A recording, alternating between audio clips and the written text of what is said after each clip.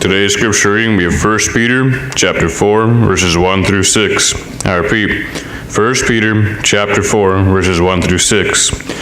Therefore, since Christ suffered in his body, arm yourselves also with the same attitude, because he who has suffered in his body is done with sin. As a result, he does not live the rest of his earthly life for evil, human desires, but rather for the will of God. For you have spent enough time in the past doing what pagans choose to do, living in debauchery, lust, drunkenness, orgies, carousing, and detestable idolatry. They think it strange that you do not plunge with them into the same flow of dissipation, and they heap abuse on you. But they will have to give account to him who is ready to judge the living and the dead. For this is the reason the gospel is preached even to those who are now dead, so that they might be judged according to men in regard to the body, but live according to God in regard to the Spirit. Thank you, Danny.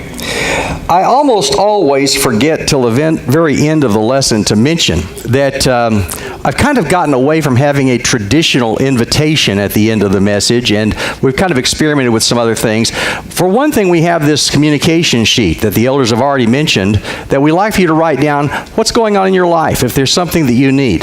This is a way that you can communicate. So if in the course of the lesson there's something you think about that you need to address with one of the elders, with me, somebody like that, and you don't want to come down to the front at the end, you don't want to go to the back and talk to one of the elders at the end, you can write on that communication slip if there's something you need addressed. And at the end of the lesson, we'll pass those in at the same time that we have our song.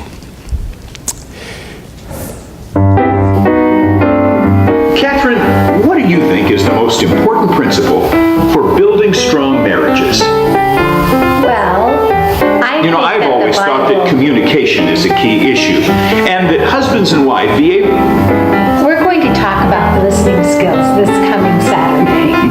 That's right, from 9 to 2, Catherine and I are going to share together some principles that have helped us from God's Word. If I can get a word in edgewise. So we look forward to being with you at the Palm Desert Church of Christ. When, sweetheart? This coming Saturday, May 20th, 9 to 2 p.m. Yes, ma'am.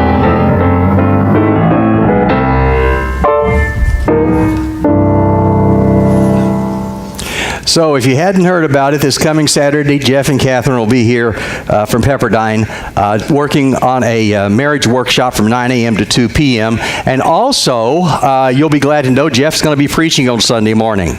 So you won't be listening to me next week.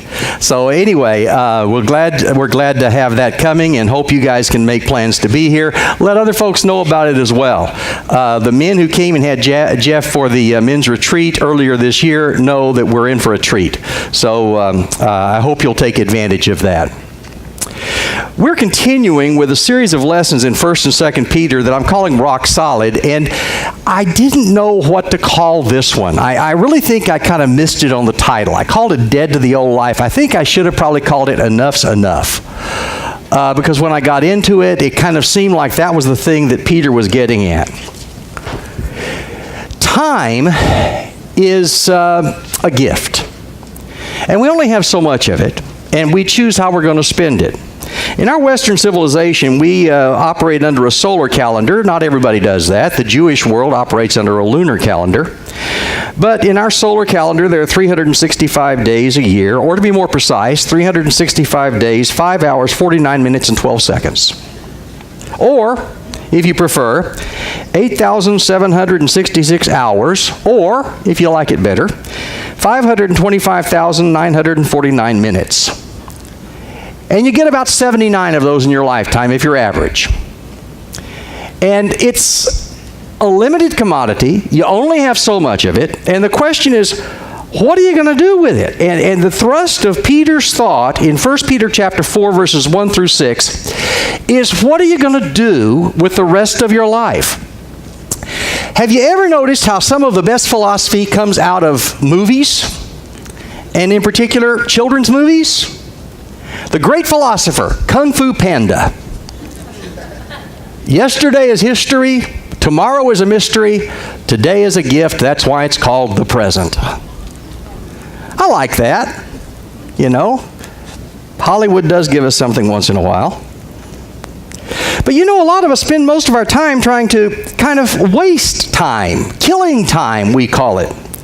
And I don't know about you, but I like the comics. I miss some of the comics that are gone these days. I miss, for example, Calvin and Hobbes. Hobbes comes in, sees Calvin there.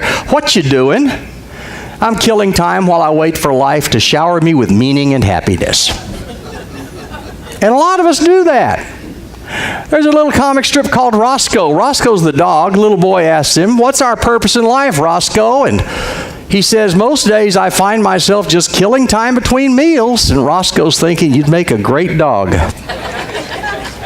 I mean, isn't that what our dogs do? And all the while we're thinking about how to kill time, what's really happening is time is killing us. The oldest of the Psalms, most people when they read about the Psalms, they think about David. But did you know that the oldest of the Psalms was not written by David? It was written by Moses, the 90th Psalm. And he says this in that Psalm, "Teach us to number our days that we may get a heart of wisdom." In other words, teach us how to use our time wisely. You might not agree with the philosophy of Henry David Thoreau, but he did say this: you cannot kill time without injuring eternity. And that's really the point of 1 Peter chapter 4, verses 1 to 6. You've killed enough time in the past doing things the way the world wants them done. Now it's time to do a 180 and live the rest of your time in this world to glorify God. So whatever point in life you are right now, you should be saying, enough is enough. And henceforth, we serve Christ. How do you do that? Well, there are 4 things Peter talks about here. And the first of them is, we have to decide we're done with sin. Resist your sin. Look at what he says in verse 1. "Therefore, since Christ suffered in his body, arm yourselves also with the same attitude, because whoever suffers in the body is done with sin." Have you reached a point where you say, "I'm done with sin"? That's the first thing Peter says. You got to reach that point. I'm done. Enough is enough. As a matter of fact, notice the way he puts it. Arm yourselves. Arm yourselves. Keep calm and arm yourselves. The Greek word for arm yourself here is oplizo. And oplizo means to provide with armament, provide with weapons. That's what the idea of it. I mean, Peter's really big into the Second Amendment here, you know. He says, arm yourselves. It's the middle voice, which means take up the weapons that you need. We might think about Ephesians, you know, where Paul talks about putting on the armor of God. But the idea here is equip yourself with the weapons that you need. Be prepared for whatever the world offers you, because the world is going to throw opposition your way. But the preparation he's talking about here is not outward preparation. It's inward preparation. We might say it something like this: get your head in the game. And that's where Peter's going with this. And it's where he's been going really throughout the book so far. Get your head in the game. Do you remember back in chapter 1, verse 13, where he said this?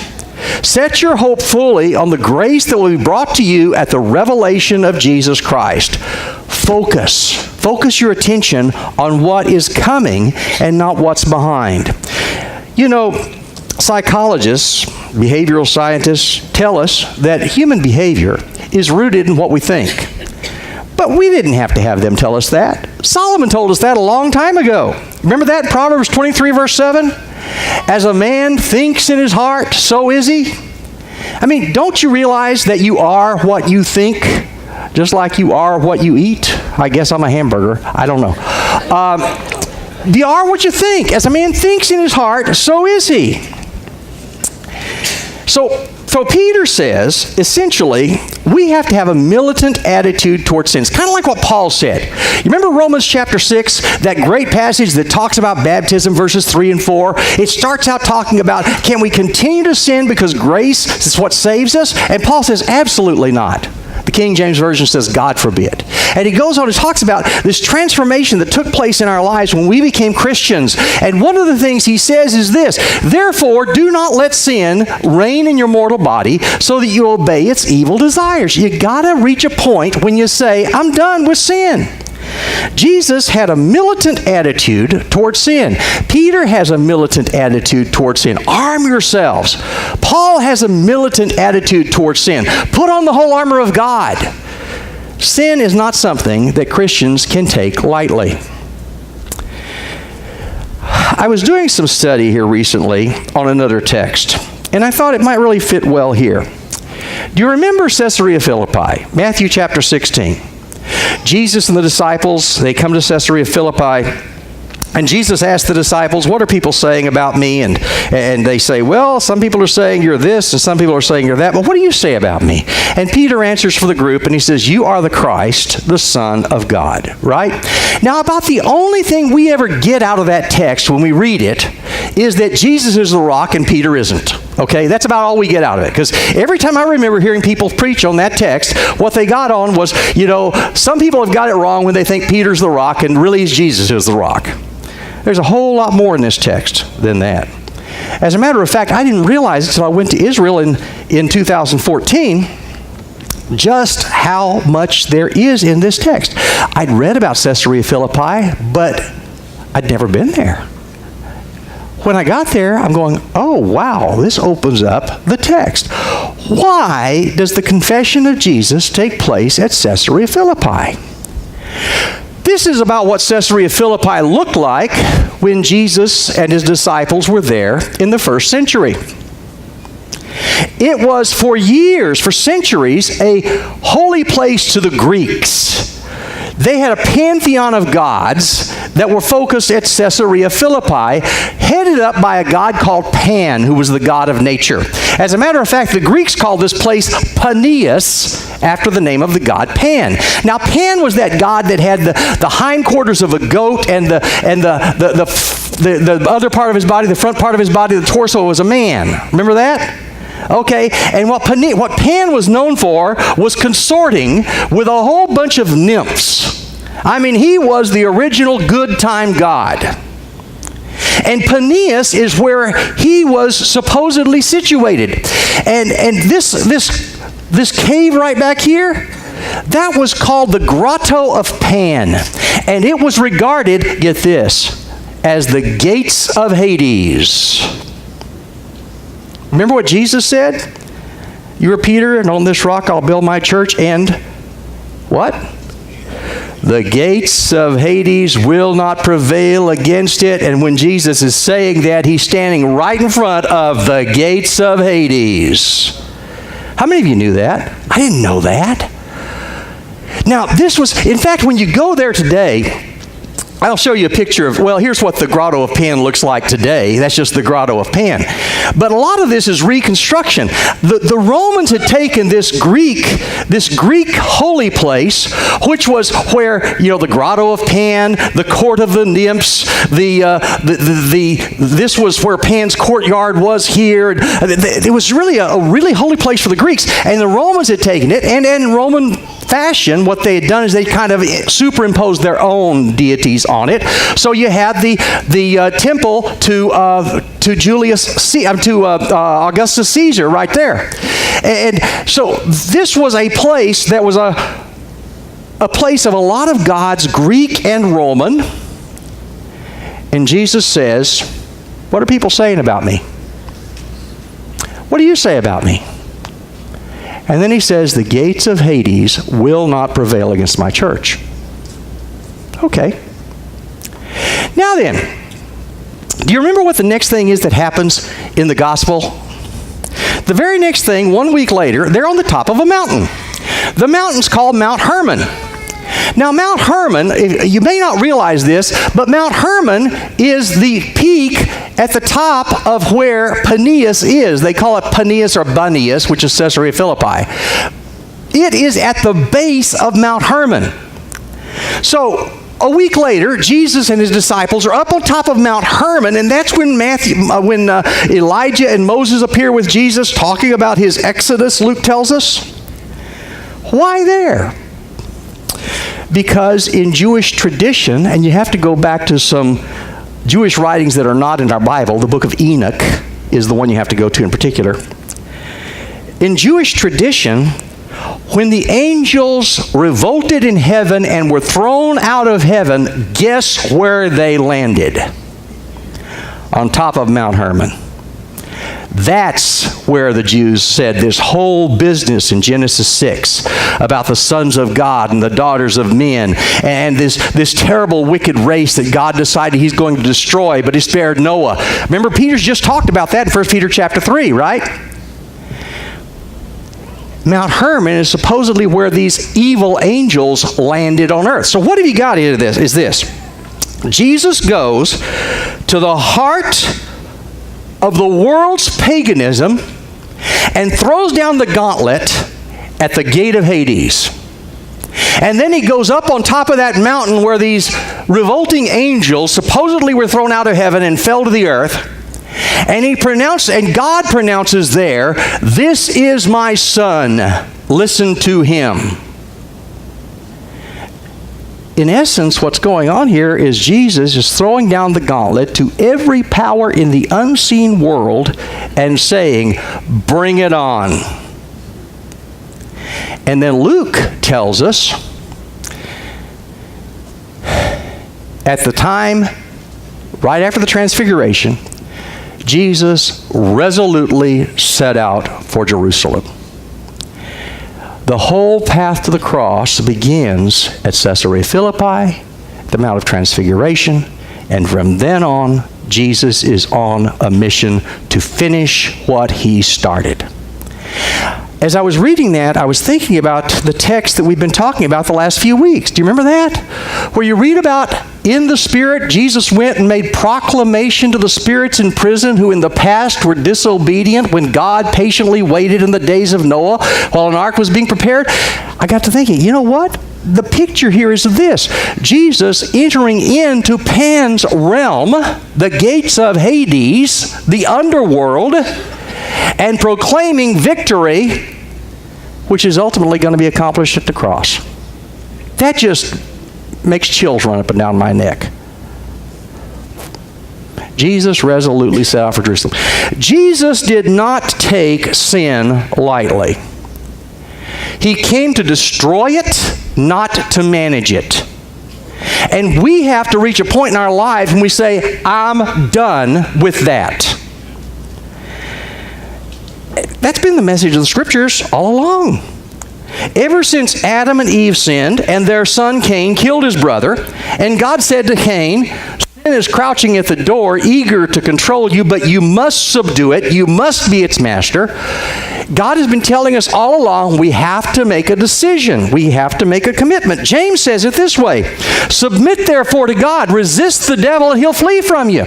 Now you may lose a skirmish here and there, but the war has been won. Jesus won the war. We're weak. We mess up. Some of us mess up frequently. Probably all of us do if we're honest.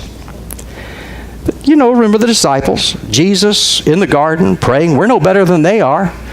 They keep falling asleep when they ought to be praying, and Jesus comes to them and says, "Watch and pray that you enter not into temptation. The spirit is willing, but the flesh is weak." Minutes later, Peter gives in to rage and tries to lop off the head of the high priest's servant. He misses, gets his ear instead. A few hours later, he's standing in the courtyard denying that he ever knew Jesus and cursing, claiming he didn't know him. Should have been praying. Instead, he was sleeping. We're no better than Peter. Jesus taught his disciples, and we need to make this part of our prayer. Lead us not into temptation, but deliver us from the evil one. He's always there for us. We may lose the battle now and then, but the fact is the devil won't bother you while you're living in sin. The only time he'll bother you is when you're trying to get out. So, if all of a sudden it seems like the devil's after you, it probably is a good sign. It means he hasn't got you, so he's having to pursue you. So the first thing Peter says is, resist your sin, and then he says, relish God's will. It's a whole thought process that changes as we become Christians. The change of thought process. The first part's negative, get rid of your sin. The second part's positive, focus on God's will. Look what he says in verse 2. As a result, those people who say they're done with sin, they don't live the rest of their earthly lives for evil human desires, but rather for the will of God. Isn't that what Jesus taught us? Seek first the kingdom of God and his righteousness, and everything else will take care of itself. We need to learn to walk in God's will. Make that our focus. Now, understand that a lot of people try to kind of mysticize this. They have this idea that somehow God's going to just kind of open up the heavens and speak to them and tell them what their will is, And they're driving around and, they're looking for a parking space, and they get a parking space. It must be God's will. Everything's God's will. And I've had people do this, maybe you have too, where they say, I'm going to open up the Bible today for a random passage, and that's how God's going to speak to me. Well, watch it out, because there's some really strange stuff in the Bible. Judas went and hanged himself, go thou and do likewise. Every word of that scripture, but I don't think that's the way it was intended to be put together, right? You don't just take verses out of context to make them say what you want them to say. Heard about a fella, he was on a diet, and he went to his folks at his office and said, now I'm on a diet and I want you guys to hold me accountable. And then a few days later, he shows up with a big box of donuts. And so they're doing what he asked them to do. They're holding him accountable. You can't eat that stuff. And he says, it's God's will. What do you mean it's God's will? He says, well, after I decided to go on a diet, I'd always driven past this donut shop, and I decided I'm going to stop driving past that donut shop, and I started driving the long way to work to avoid it. Well, this morning I forgot. And I took the old path, and I'm driving past the donut shop. And so as I'm driving past, I'm thinking, Lord, if it's your will, let there be a parking space out front. And sure enough, the 8th time around the block, there was a parking space. It's God's will.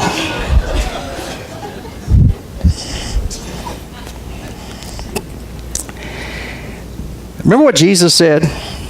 God's will. Take my yoke upon you and learn from me, for my yoke is easy. My burden is light. We don't think it's easy to be a Christian, but Jesus said, my yoke is easy. That's an interesting word there. The word is Christos. It's just varied from one letter from Christos. Christos is Christ.